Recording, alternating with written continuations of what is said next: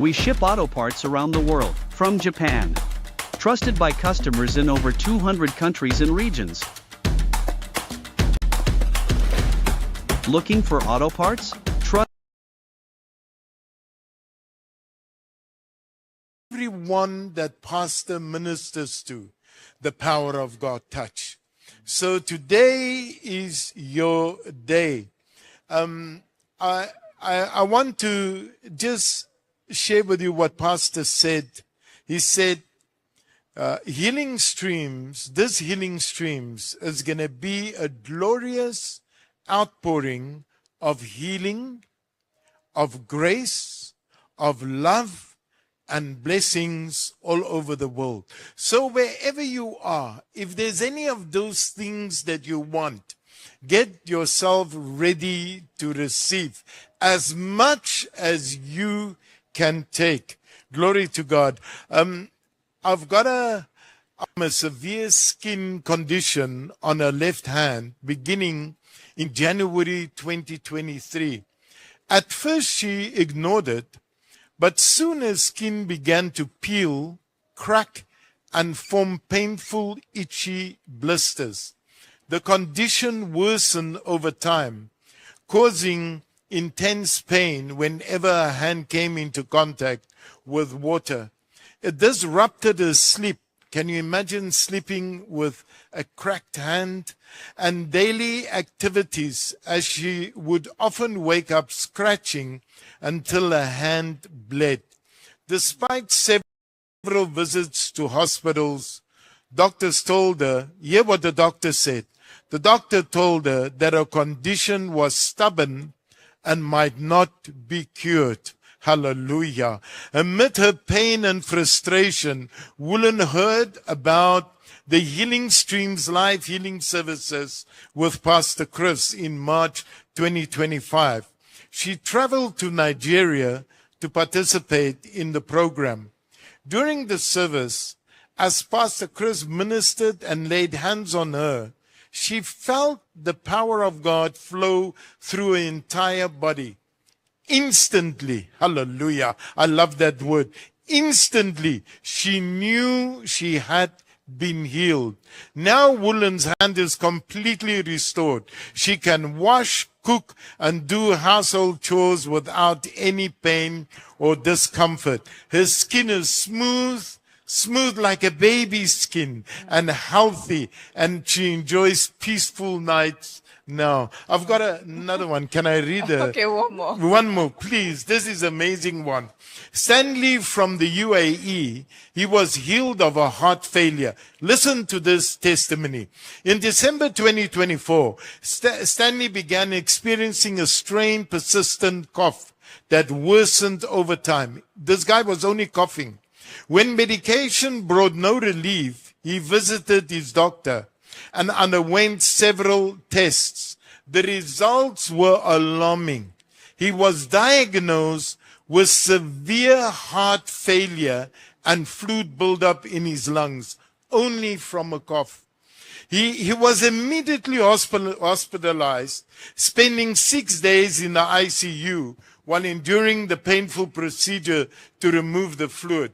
Even after being discharged, Stanley struggled with breathlessness, heart palpitations, and he was exhausted. As a teacher, this was especially difficult because he could barely speak, so he couldn't do his job. He couldn't teach. Healing services with Pastor Chris. Hold firmly to his faith. During the program, as Pastor Chris ministered, the power of God surged through him, filling him with strength and joy. Today, he is completely healed. He breathes freely, walks and teaches with energy and confidence again. His heart is strong, his body restored, and his life is completely transformed. This is going to be your testimony. This is going to be your testimony. Your body is going to be restored, and your life is going to be completely transformed. Thank you so much, Oh, ma'am. hallelujah. This is going to be your testimony. Praise the Lord. And we are waiting for your testimony. The details are on the screen. As you receive your healing, call us, contact us, send us an email, get in touch with us. We must share your testimony today. Highly estimated, can you just share maybe two? Thank Yes, you very okay. much. Yes, this is from Larissa from Russia. Healed of dementia of over 20 years. For more than 20 years, Larissa lived with dementia, unable to remember simple things or recall words while speaking. She often forgets important dates like birthdays and found it difficult to repeat even short sentences. The condition left her withdrawn and unhappy. She rarely smiled and struggled to connect with others. Everything changed when she heard about the July Healing Streams live healing services with Pastor Chris. And decided to participate from her home. As the man of God began ministering to the global audience, she felt the power of God come upon her. And in that moment, she knew her healing had come. After the program, she noticed extraordinary changes. Her memory was fully restored and she could recall things effortlessly. Now she's vibrant and joyful. Glory, glory to God. Then Jan from Jordan, healed of heart disease and kidney disease. Jan struggled with heart disease and a kidney infection, relying on chronic medication to manage the severe pain in his chest and kidneys. His right kidney had developed a fluid-filled cyst, causing constant discomfort and distress. Despite continuous medical treatment, the pain persisted, leaving him weak and frustrated. At the July Healing Streams live healing services with the man of God, Pastor Chris, the man of God laid hands on him and prayed. Immediately, he felt the power of God surge through his body. A warm sensation flowed from his heart down to his kidney, and instantly all the pain vanished. When he returned home to Jordan, medical tests confirmed the miracle. His heart and kidneys were completely healed.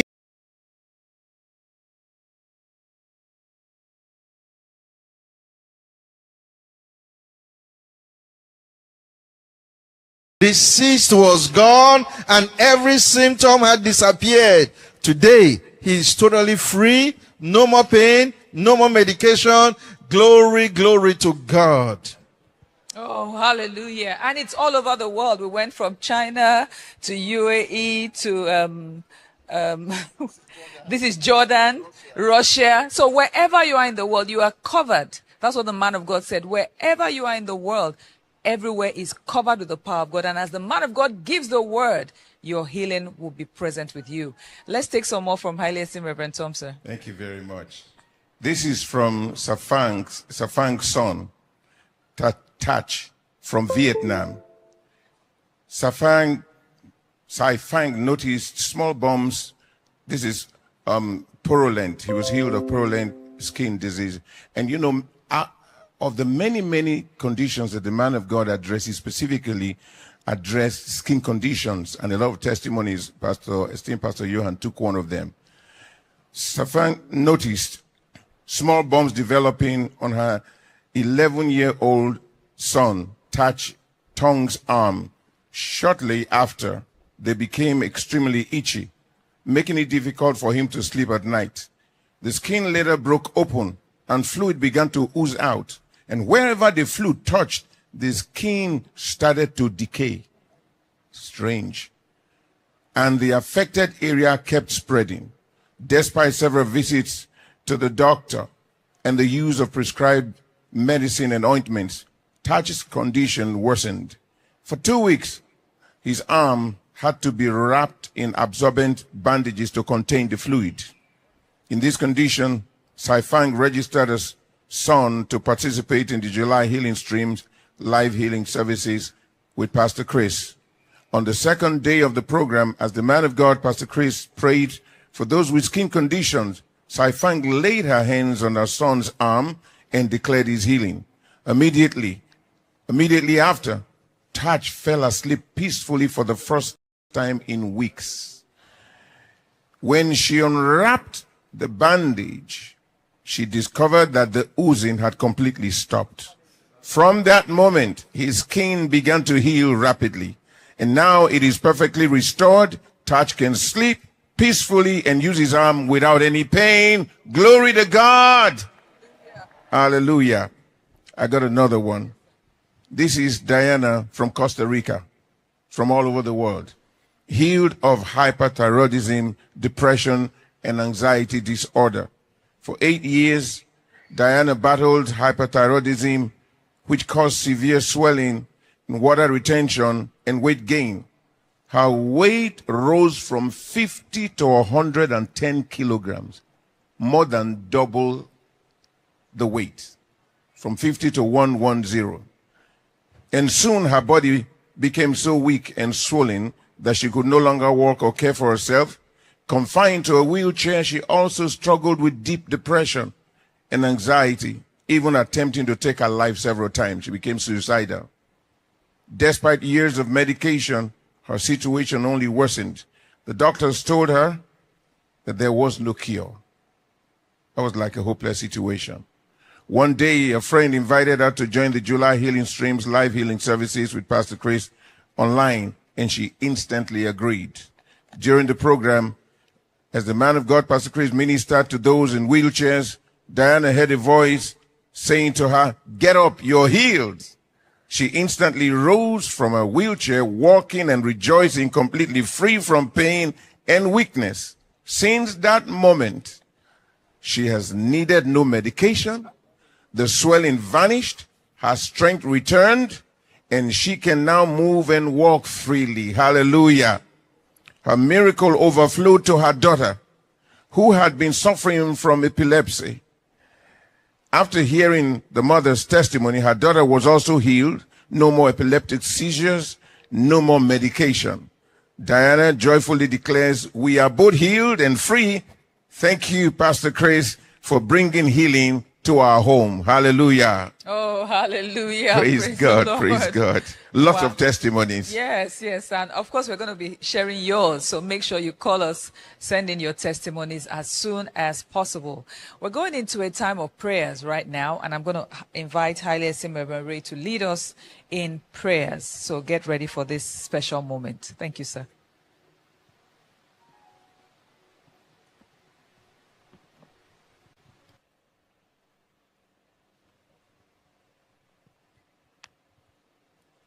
Glory, glory, hallelujah. Praise the Lord. I'd like to thank my man of God once again for the opportunity to lead a global audience in prayer. Right where you are, I'd like you to take a comfortable posture. We invite you to stand up so we can pray together. Glory to God. And I want to read the scripture to you and give you the prayer point. So, Jeremiah chapter 30, verse 17. We're going to be praying for the sick around the world. In Jeremiah 30, verse 17, it says, "For I will restore health unto thee, and I will heal thee of thy wounds, saith the Lord. Because they called thee an outcast, saying, This is Zion, whom no man seeketh after." We're going to thank God for the overflow of his healing power at these Healing Streams live healing services with Pastor Chris. Pray that the sick will be healed. Medically incurable diseases shall bow, and long-standing conditions shall disappear. Declare that there will be a flood of undeniable testimonies, healing, and miracles across the nations of the world. Right where you are, I want you to begin to pray now. Pray in tongues of the Spirit. Ibarakatolo pradigeya rakoso shele frakte korakataka paratia gerana marakoto la praktika prongo zeka taya legronga songe la frakte ke raptiko rabalekota gerani frane borakata ligronga sande bronde la korabakurata karabala koto kurakestaya la kranga songe la frande maregondo lo baranigo rapaka la kote kapakatolo bragiga doya la kito vronge zombra diga taya lego romaniga tala maningo para la manangara balakata grastonge la frakteka gekonge sonde lige rataka barakato koraka palagananda le ramanango tola parikata ligo rabakatea le gonje na frate ikaningo sura malanda le barala manango toko pakataka la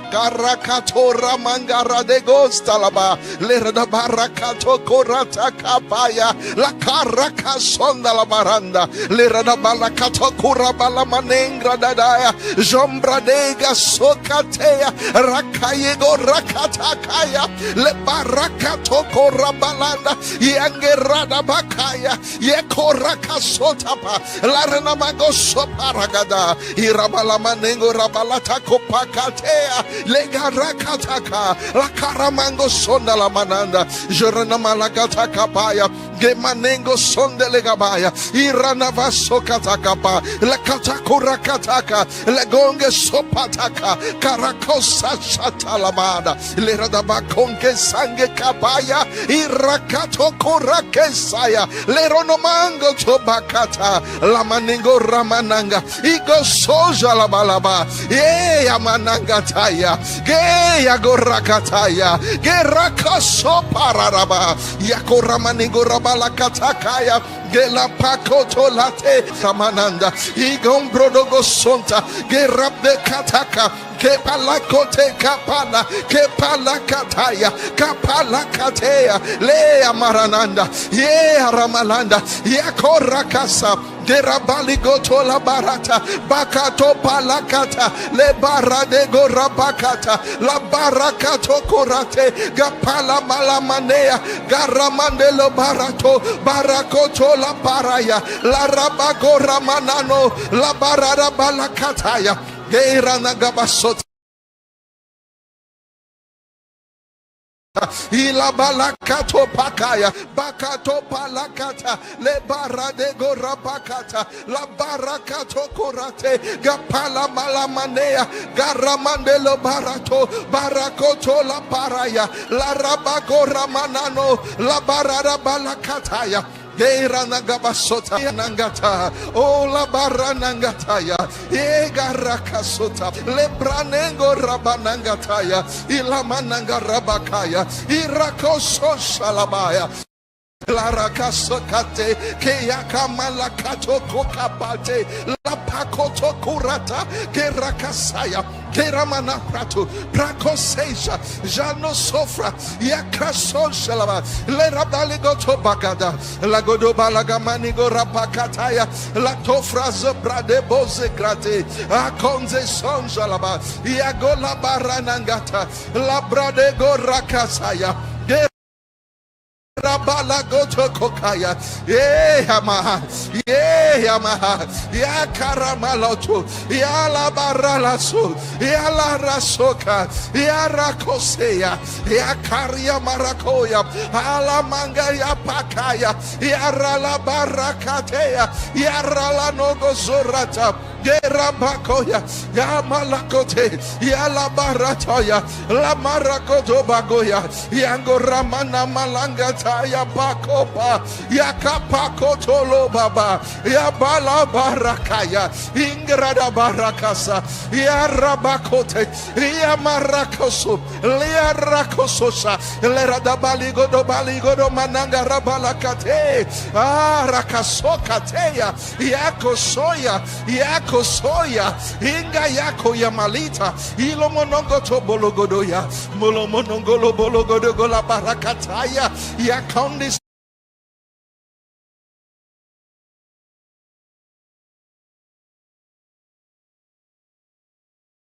Yakoseyama, Larina Nafrasota, Barakosisha, Lemanangrodosota, Labarata Kappa.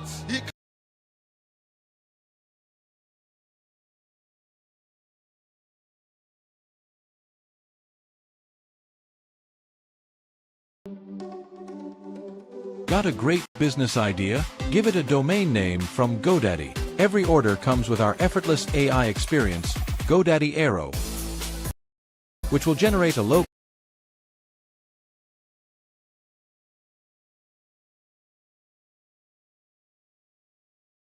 Let up the krato krasta prata, kaprakoteya, kapaligorata, geramana gosata, gerabalakataya, ikorana gabaratu, jorana maligodo kopradeta, gerab de kote kapakaya, gerak.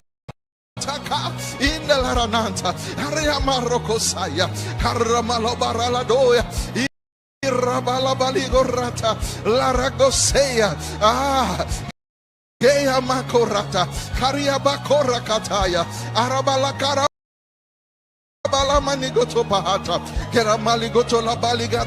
Baligana manate Jefra Yakoseyama Larina Nafrasota Barakosisha Lemanangrodosota La Barata Kappa Ikamaragodoseta Imarana Managote Barakata Kappa Labradonge Zojodabaya Krosaya Gela manangata, parakotokosa, lakeika paralata, karena maligodo barakataya, ariga somfra, yarakdea, rage sojalaba, alabdeko balana, geramengo lamanengoto, apaligo ramangata, lega malakoto bradeta kolabada, akrasta, yakaya, karamalakontea, angarada bahata, karena malabara rabakote, Karina Baligoro Barakata,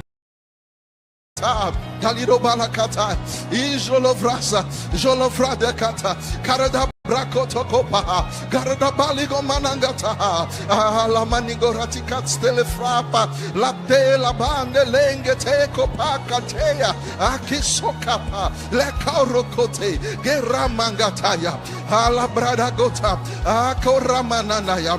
Girada balakotea, Jolambra Rabahata, Ego Sola Barata, Yakorataya, Giramala Nengotoya, La Pare de Bolokoto Korabaka, Lera de Voze Shata, Yaga So Shalaba, Yako So Shalaba, Yaga Ramanangata, La Barakato Kapa, Ala Manengotopaya, La Dovro Sokota La Bahanda, Goramanangata Kahaya, oh Maradabakataya. Yes, Lord, we give you praise. We give you praise, glory, honor, dominion forever. Lord, we thank you. Yes, it shall be the fulfillment of your word. You said, I will restore health unto thee. Yes, Lord, wherever people, yes, who need healing are, yes, there shall be a restoration of their health in their bodies, Lord, wherever they may be, at home, in the hospitals, maybe in barracks, maybe in prison. Oh Lord, wherever they may be in the crusade, Lord, wherever they are right now, thank you because your healing power has enveloped this world, and there shall be a restoration of their health today as they participate in the mighty name of Jesus Christ. Lord, we thank you for your word is true. We honor you in the matchless name of the Lord Jesus Christ. Amen. Thank you, Pastor, for the opportunity to lead God's people in prayer. I love you, sir. Every new day is a chance to be inspired. What better way to begin than with the Healing to the Nations magazine? In moments of strength and sweat, we still need the words. In the Healing to the Nations magazine, I find the power to speak faith, declare health, and nourish my spirit while strengthening my body. It's more than physical food. It's wisdom for a healthy, balanced life. The magazine's tips for healthy living have transformed how I eat, think, and care for my body. In the midst of a busy workday, I carve out time for what truly matters.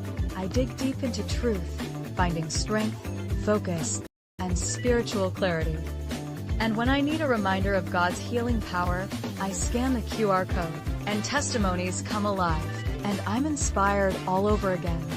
Every moment holds the potential for transformation with the Healing to the Nations magazine.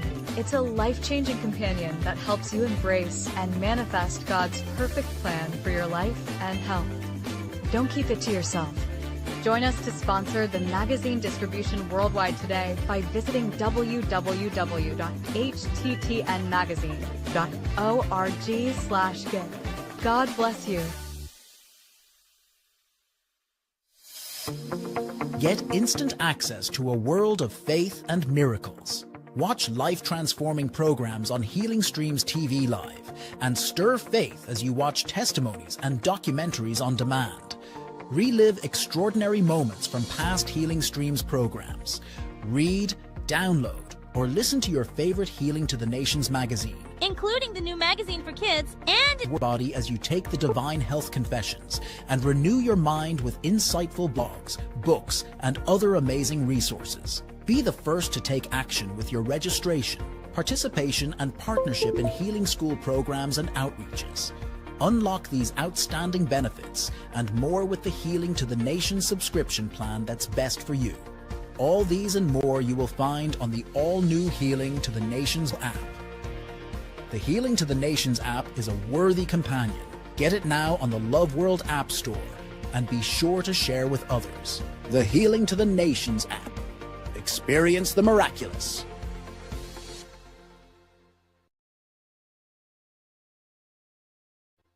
The message of God's Word carries power.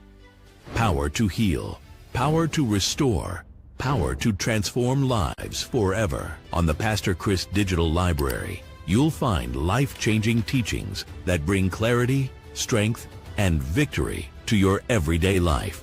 No matter health, culled from global services with our man of God, Pastor Chris, translated into the most widely spoken languages of the world with titles such as The Blood Pressure Fraud, Chinese, 父母和每个孩子，他们全家都有高血压问题，所以全都是客户。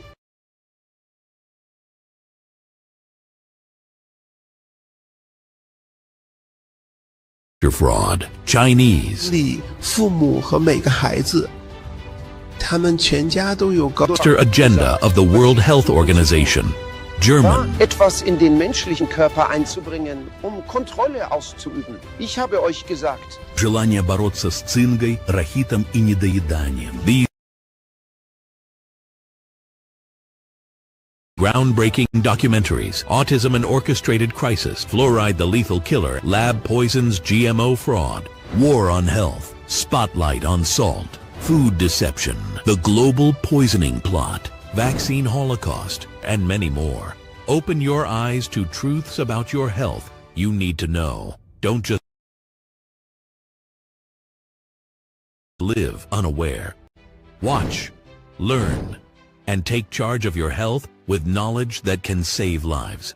Download the Pastor Chris Digital Library app to gain access to these life-changing documentaries today. Available on the Love World App Store. Pastor Chris Digital Library, a place of solutions. Hello everyone, my name is Pastor Star and I'm here to show you how you can use SPs.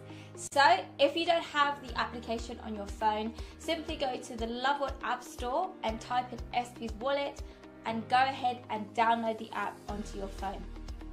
Once you have the app, just simply tap in and you can log in using your King's Chat, or you can set up a new account. Once you are in, it gives you different options. So firstly, you want to charge your wallet. So go ahead and tap buy.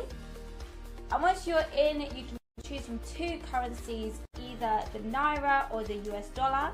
And then go ahead and go through the steps and check out using your bank card, bank details, in order for you to purchase your SPs. There are also alternative ways for you to charge your SP's wallet. You can either do that via the web at web.sps.org, or you can simply do it using your King's Pay app by typing in the 5-digit code ESPEE and then go ahead and make that transaction. But that will only work if you've used the same King's Chat account to log into your both King's Pay and SP's wallet. Okay, so now your SP's wallet has been topped up. You can go ahead and start making transactions. So simply tap the send icon, then go ahead and decide the number of SPs you want to transfer. If you're in church, for example, there should be a recipient code on screen. Enter the code and press send. And once you've done that, a PIN code will come up. So just simply type in your 4-digit code. This is sent to your King's Chat account if you were to use King's Chat to log in a message from the SP's notification. So just head to your King's Chat, find that message and type in your 4-digit code and send. Voila, your payment has been successful. So if you have any questions or you have any queries that you want to ask about, simply contact us on King's Chat at MySPs. Have a wonderful time transacting on SPs. See you later.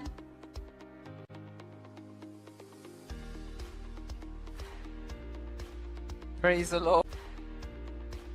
Praise the Lord. We are now at a very special segment of the program. We're going to be hearing testimonies. Glory, glory, glory. Hallelujah.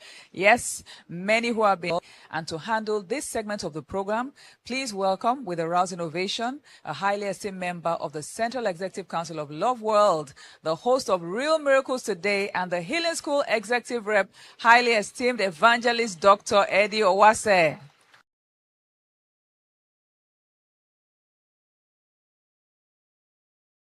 Ladies and gentlemen, this is the day of rejoicing. There's a shout of joy in your home, in your church, in your center, wherever you are. Glory!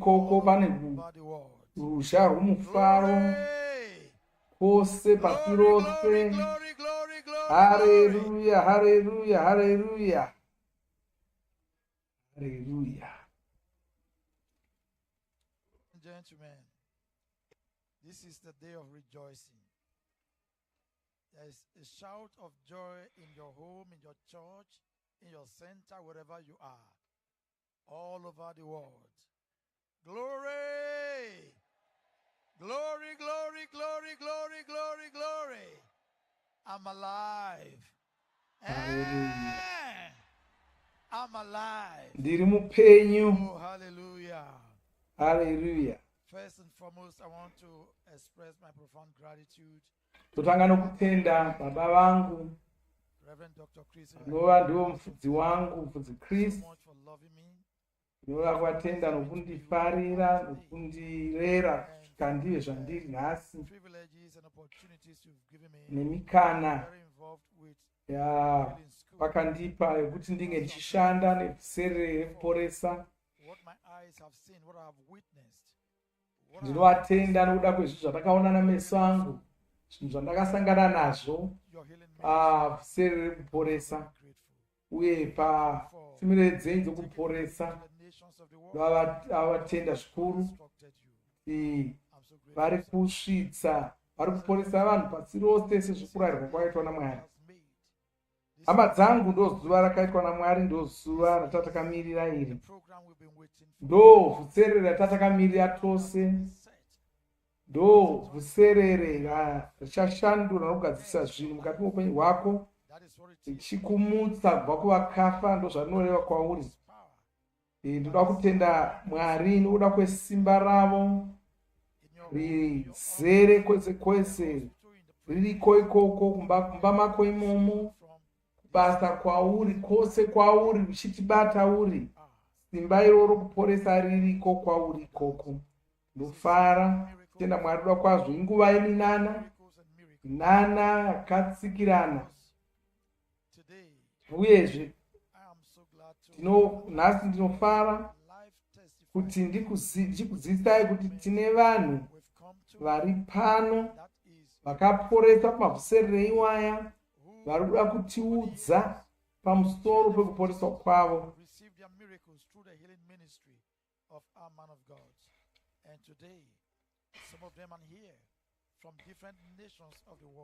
Vamwe vanhu ivavo varipo pano vabva pasi rose vauya kuzotiudza uchapupu hwavo.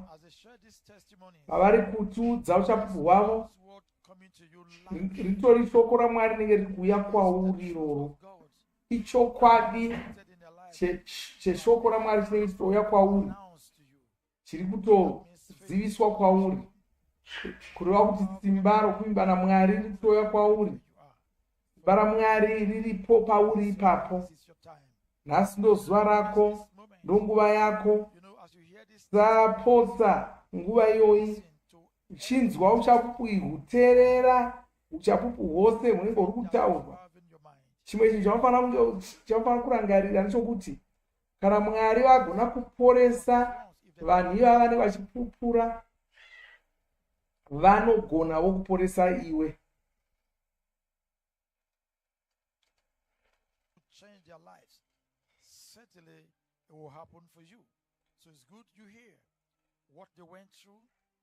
Saka zvakakosha kuti uzive, unzwe zvavakasangana nazvo, zvavakaita, uye kuti zvii zvavakaita vanzwa kudaro zvakazoita kuti vaporeswe.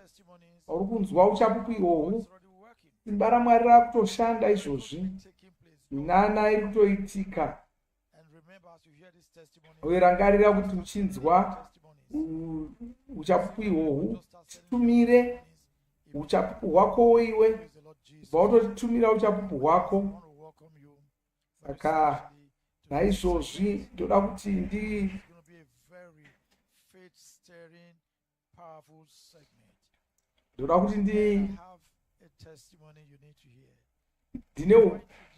ndine uchapupu hwandoda kuti unzwe. Asi usati amuona munhu ane uchapupu hwu, ndoda kuti mumboona nhoroondo yake.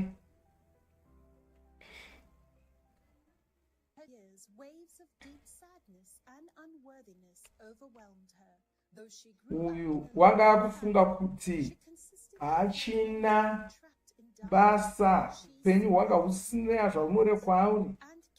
Nyange akanga akura ari mhuri kwayo kwayo, waita hake saanofara, asi mwoyo wake uchirwadza. Akaita kuti aporeswe nenzira dzakasiyana siyana, asi haana kupora. Kudya kwanga kumunetsa kusvikira akuda kutozviuraya. Akazoenda kutanga kuenda kuchechi, ndo paakazokurudzirwa kuti apinde Vhuserere ReKuporesa. Wakauya kuvhuserere iri kuLagos,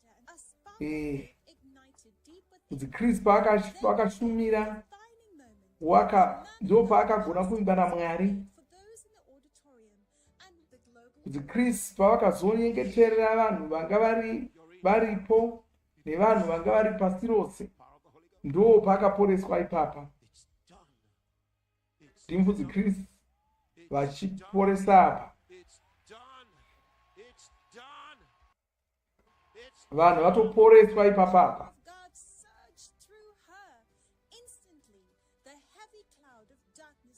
Simba raMwari rakabva ratozimuputira, chiregai tinzwe achiuya kuzotaura ega zvakaitika kwaari.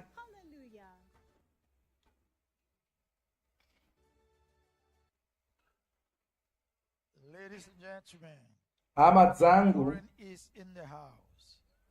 Karen watachitiona uyo aripo pano, ngatigamuchirei.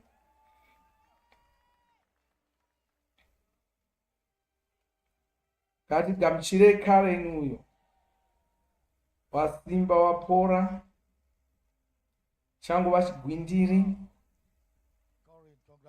Haleluya. Makorokoto Karen.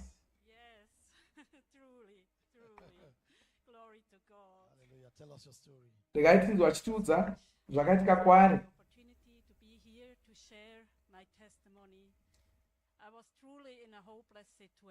Wanga asisina tariro yokupora. Wakatanga kurwara namakore 12 kana 13.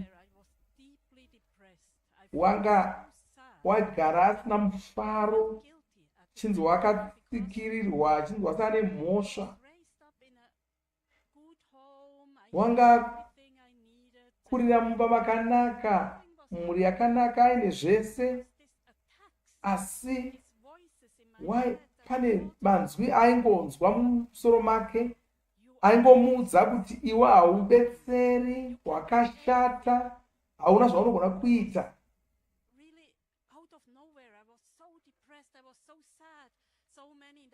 Saka izvozvo zvaimurwadza, kuvata kwakutomunetsa, waisaziva kuti kose aingonzwa semunhu ane mhosva kudaro. Saka waichema usiku,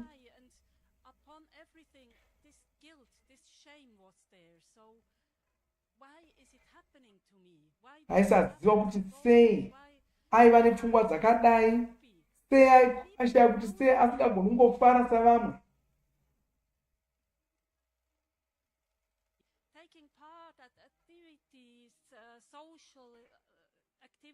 Tiona vamwe vachiita zvese mutambo nezvimwe zvakawanda, iye waiona sokuti wanga asiri mumwe wavo, aingozvinzwa ari ega asina vamwe muupenyu hwake.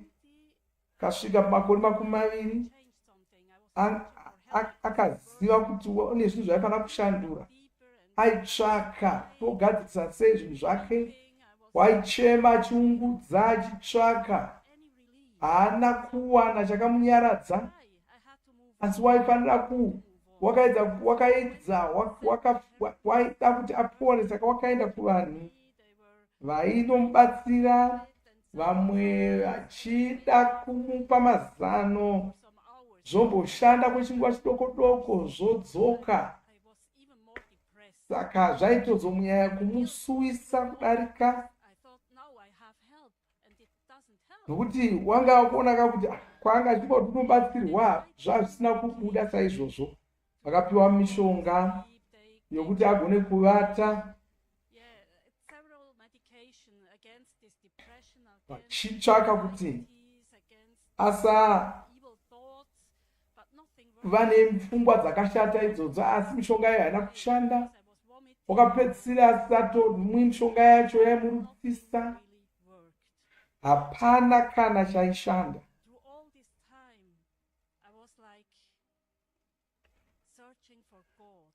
Asi pose ipapo wanga achitsvaka Mwari, waiziva kuti kuna Mwari, asi wanga asina ukama naMwari aya. Wakaenda kumasangano mamwe ndokumboidza kumuti vamunyengeterere kuti aine ukama naMwari, asi hazvina kushanda. Rimwe zuva wanga achimbofamba manheru, wakaona mapepa aishambadza Vhuserere ReKuporesa RaMufudzi Kristu. Akatonzwa kuti Mwari vanga vataura naye.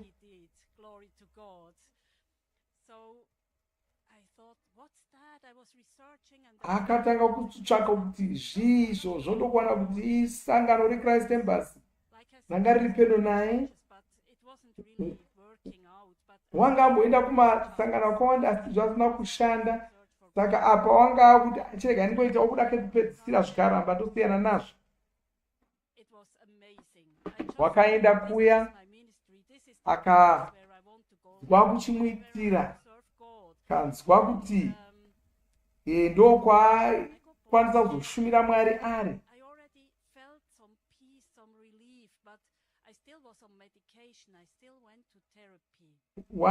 Asi wanga vanorugare, asi wakaramba achingoshandisa mishonga iya. Mufudzi wake wakabva aziva kuti ndaifanira kuenda kuVhuserere ReKuporesa. Saka mufudzi wake wakamutora akati hande kuVhuserere ReKuporesa nokumunyoresa.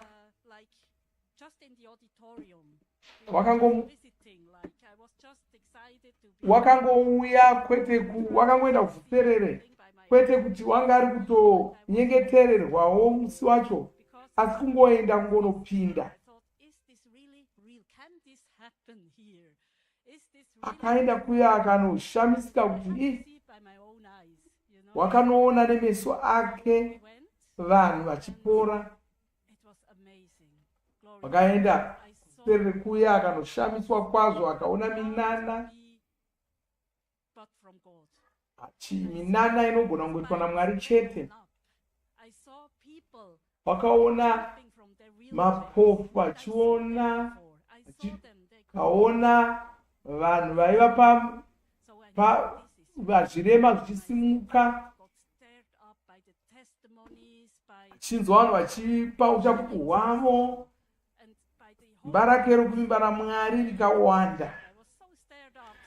Zvose zvaingomubata, akati kana apa ndo mukana wangu wokuti ndibude. Zuva rokupedzisira anga iri svondo. Chris vanga vachinyengeterera vanhu vose vanga vari munzvimbo iyi nekumwe kwese. Anga akatozviudza akatoti ndo zuva rangu rokuporeswa iri.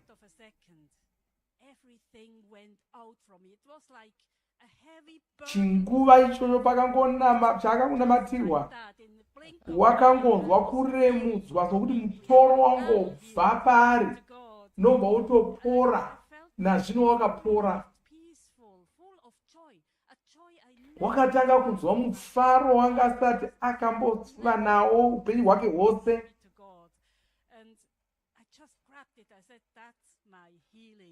Saka wakabva angogamuchira akati ndatoporeswa.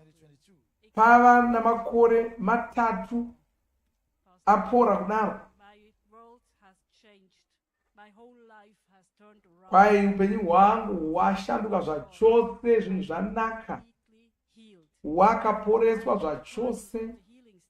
Wakazobva kuvhuserere iri mashure memazuva mashomo, wakabatwa panhare nemunhu aisimbomurapa wacho. Kanzi iwe ndandakakutarisira, hauna kuuya sei? Nditonetseka nokuti uri kurwara iwewe. Akabva amuudza akati usanetseka, hapana chiri kunetsa, ini handichishandisi mishonga, handichatombo. Haana kuti ngatozviona kuti wangatosiyana nemishonga nezvokumwa mishonga, asi wangatosiyana nazvo. Saka zvose zvokunzi waifanira kuenda kuchipatara kunoonekwa, wangatosiyana nazvo. Azere zvake mufaro, azere mweya mutsvene. Hallelujah. How long were you on medication? Oh, it was for sure 30 years. Wanga namakore 30 achishandisa mishonga, achingorarama nemishonga, mishonga yakasiyana siyana. Wanga asingagoni kuti aswere musoro wose wezuva asiri kumwa mishonga. Oh, hallelujah. God did it. Glory to God. Mwari vakamuitira, vakamuporesa. Someone who has anxiety, depression, watching you right now. What would you like to say to that? Tinzotandoti kudii kuno munhu ari kusuwa zvanga akaita. Kwai ino ndo nguva yako, kwai ino ndo nguva yako. Unogona kuporeswa, kana ini ndakaporeswa, iwe unogona kuporeswawo. What would you like to say to the man of God, Pastor Chris? Tinzotandoti kudii pamusoro pamufudzi Chris, anotenda mufudzi Chris kuti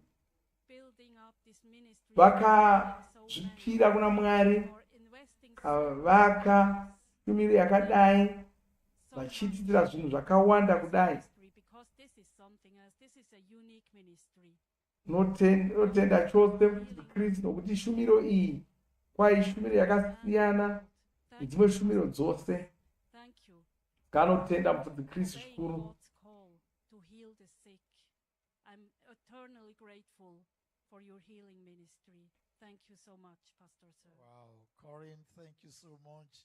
Aiwa, tinotenda Karen uyu. God bless you. Hallelujah. God bless you too. Thank you so much. Hallelujah. Wow. Wow, wakapora. Kore anoda kusvika 30 achirwara asi zvino wapora.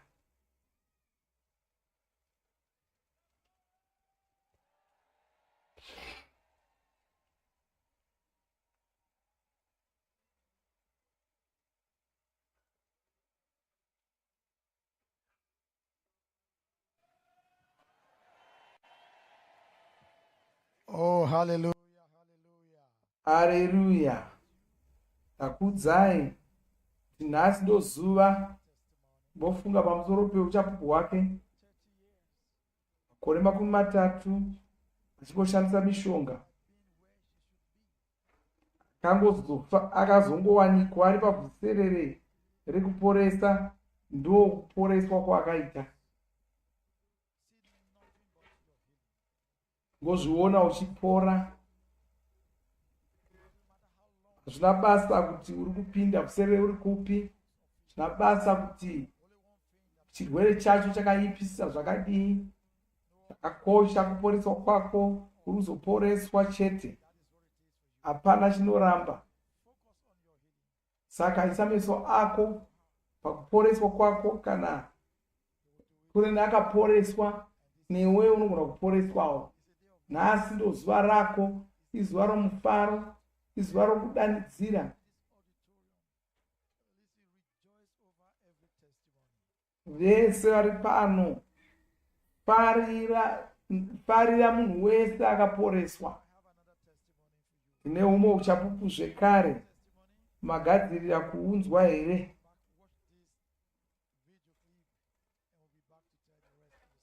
Chigarai pasi mumboona nhoroondo iyi tigodzoka totaura nezvayo.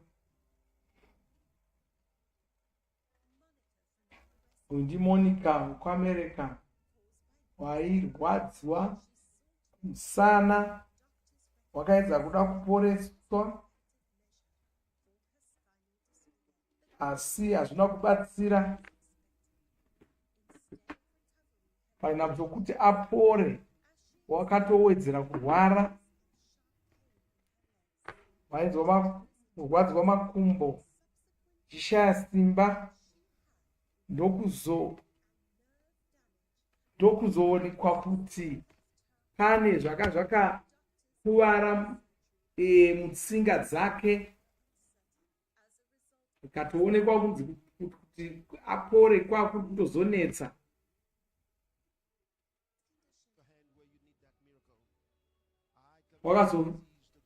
Wakazoshumirwa nafuti Kristu pamhepo, ndivo vanga vari kushumira apa, chirayira kuti maronda apore, chirayira kuti mapfupa apore, aporeswe muzita raJesu. Kaudzwa unzi zvose zvanga zvichidzi zvafa zviri kuzomuka. Monica wakatanga kunzwa kufamba mumakumbo ake. Regai tinzwe kuti chii chakanyatsoitika kwaari, regai azvitaurire ega iye pachake. Hama dzangu, Monica tinaye pano. Monica tinaye pano. Wabva kuAmerica.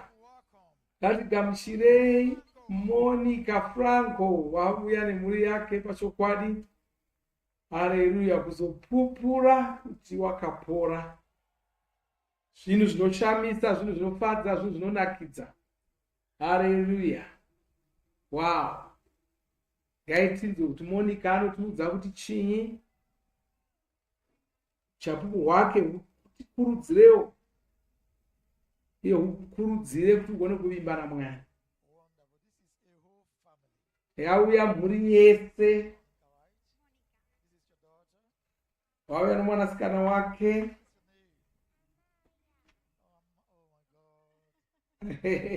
mwana wacho wakutaura uyu murume wacho aripo anonzi Sebastian.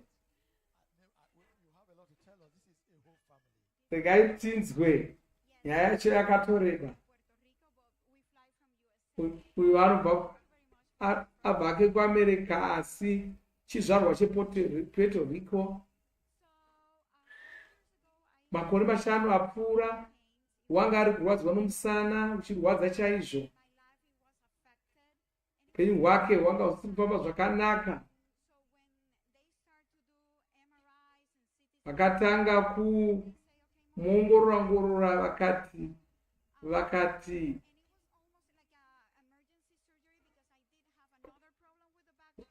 unofanira kutonovhiyiwa.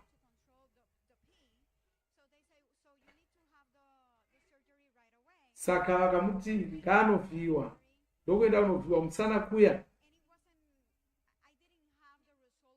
Asi havana kugona kugadzirisa dambudziko racho.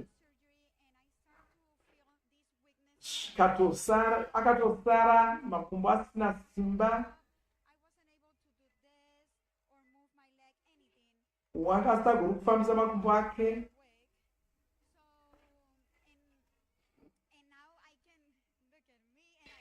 Iko zvino wakapora kugona kusimudza makumbo ake nekushandisa makumbo ake. Asi mushure mokunge avhiyiwa saizvozvo zvinhu zvanga zvakunetsa, asagona kupfeka shangu, achifamba zvisina tsarukano nokuti makumbo ake akasina kumira zvakanaka, asi achirwadziwa makumbo chaizvo. Zvikanzi tsinga dzako hadzina kunaka, dzakadambuka. Asi vanga vasingatozivi kuti ungapora here. Vakutanga kumupa mishonga yokudzikisa marwadzo nezvimwe zvakawanda. Asi zvikanzi hausi kupora kaiwewe. Saka vanga vakutoshayawo kuti zviri kuitika. Nokuti tsinga dzake dzadzingoramba dzingowedzera kushata. Zvino mari yanga yakupera, akagara akatsamwa. Mishonga iyi inoita kuti unzwe uchirwadza chaizvo, uchinzwa wakadhakwa, uchinzwa wakaita zvese.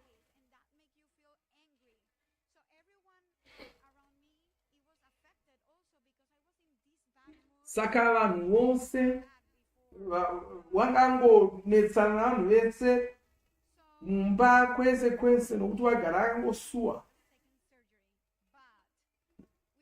Vana chiremba vaya vakazoti vhiyiwa zvekare, asi vanga vasingazivi kuti waizokwanisa here kupora.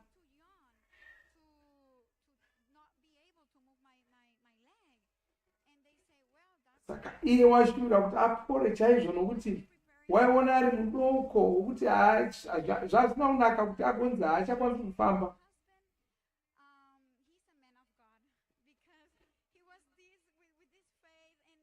Murume wake wanga achingovimba naMwari. Saka wakanzwa pamusoro paVhuserere ReKuporesa. Saka wakazonditi chirega tigoenda tipinde Vhuserere rinotevera. Asi iye akanzwa sokuti wanonokerwa. Murume wake wakangonamata ndokudana dzimwe hama dzake vafudzi. Saka vakamunyengetera. Waimuka kuma3 mangwanani achinamata. Ndokubva kutanga kutsanya.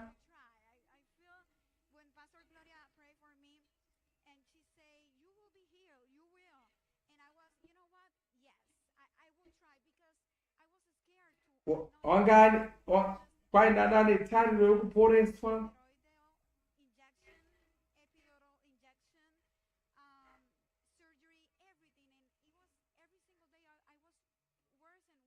zuva rimwe nerimwe chirwere chachingoramba chingokomba chingoshatisisa.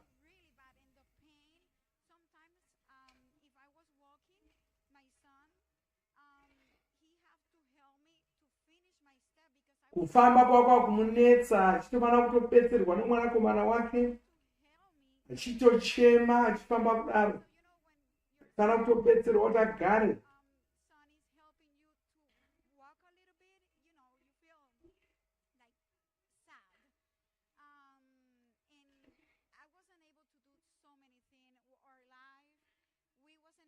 Haana zvakawanda wangasagoni kuenda kana kumafaro kana kutandarawo kana kunorohwa nemhepo. Upenyu hwake hwashanduka. Pazuva rechipiri reVhuserere ReKuporesa vanga vari kumba vachiona. Saka anokurudzira kuti aiwa uri kuzoporeswa nhasi, hazvina basa kuti uri kupi. Ivo vakanga vari mumba kuti Kristu vakabva vabuda panhare vakati ndoda kupa mukana kumunhu wose, bata pauri kurwadziwa pacho. Iye nobva utobata akanzwa chimwe chinhu mutsoka dzake, wakanzwa chimwe chinhu mutsoka dzake, ndokubva otoudza murume wake kuti ndanonyengetererawo mwana. Ipapo wakabva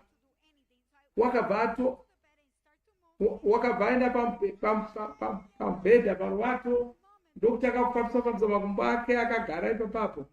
Ndokutoona hachina kana panorwadza, hapachina kana chii, wanga apora, hachina marwadzo. Mwari vakanakira, upenyu hwake hwakashanduka.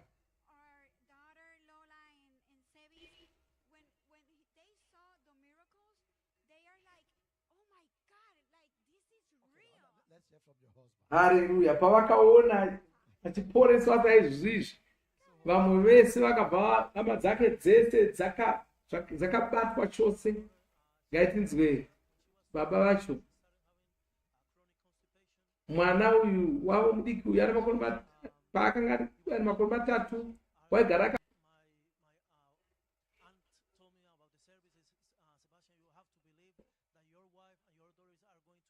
Saka hama yake yakamukurudzira kuti enda unopinda Vhuserere iri ubvume kuti unogona kupora. Kuchinamatira mukadzi wake, achinamatira mwanasikana wake, asi mupfungwa dzake waramba achingoti kana akasapora. Asi akanzwa inzwi raita saterera manzwi ayo, ndo pakatanga kungotaura achiti mwana wangu wapora. Haleluya.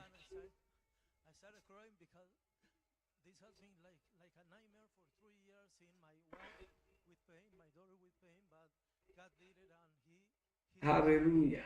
Wow.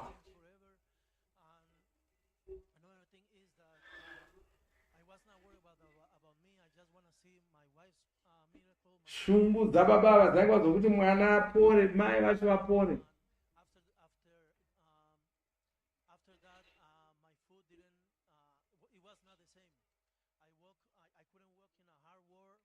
Iye murume uyu wakanga ambotodokawo gumbo rake, asi zvino aona mudzimai wake achipora nemwanakomana wake apora, akabva simba rokugana Mwari akabva rawanda maari.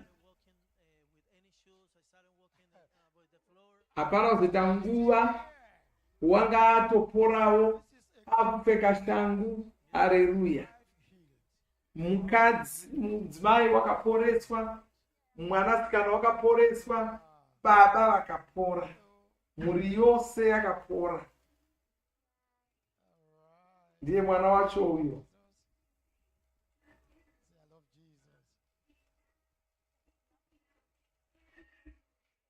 Wow, ari kutaura kwai ndinoda Jesu. Ngaitidze kuti anoti chii pamusoro paMufudzi Chris. Kwai ndinovatenda.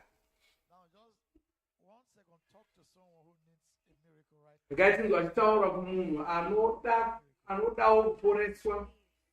Kwazi unofanira kuvimba naMwari. Unofanira kuramba uchinamata. Chivimba kuti wakagutsikana kuti zvatoitika. Usadzokera kumashure ndozvitaura Mufudzi Chris. Iye ndozvanotaura zuva rimwe nerimwe. Handidzokeri kumashure.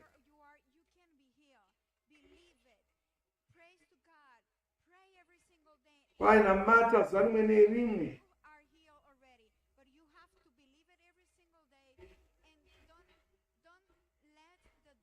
Usarega Satani achikuudza kuti unorwara. Isu takapora, ticharamba tiri vatano, tine mufaro. Hallelujah.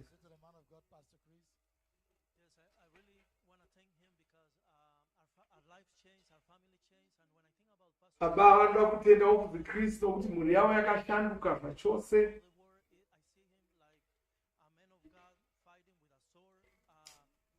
Anoona Mufudzi Chris semunhu waMwari ari kutirwira hondo achikurira Satani.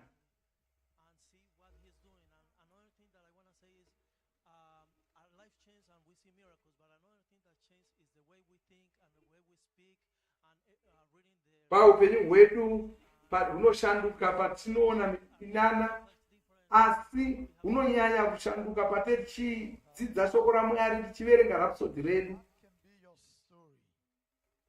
Newewo unogona kuporawo. Hazvina basa kuti unga uchirwara zvakadii kana mhuri yako yakachirwara zvakadii, zvo hazvina basa. Hausati wanonokerwa.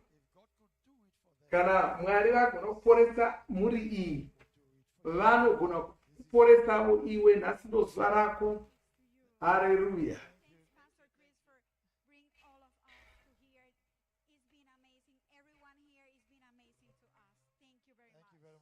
Anotenda Mufudzi Chris nokukwanisa kuuya Vhuserere iri.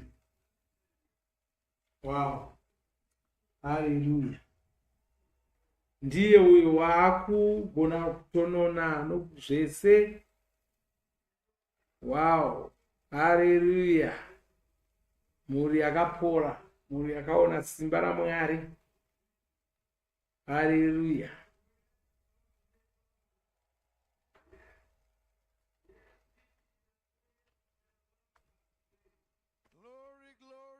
Hallelujah, hallelujah, hallelujah, hallelujah. Hey. Hallelujah. Ngatibvunze chimwe chinhu. Tiri kuzvivharisa zvese. Zvirwere tiri kuvharisa, zvikwere tiri kuvharisa. Rufu tiri kuvharisa. Zvese izvozvo hazvina zvigona kuita mupenyu hwako. Saka danidzira nomufaro kwose kwauri, danidzira. Nhasi ndozuva rawakarongerwa naMwari kuti upore.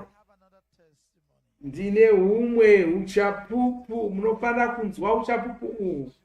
Asi ndoda kugutsikana kuti magadzirira kunzwa uchapupu ihwohwo. Handisi kunzwai magadzirira here kunzwa uchapupu uhu. Moda kunzwa here uchapupu?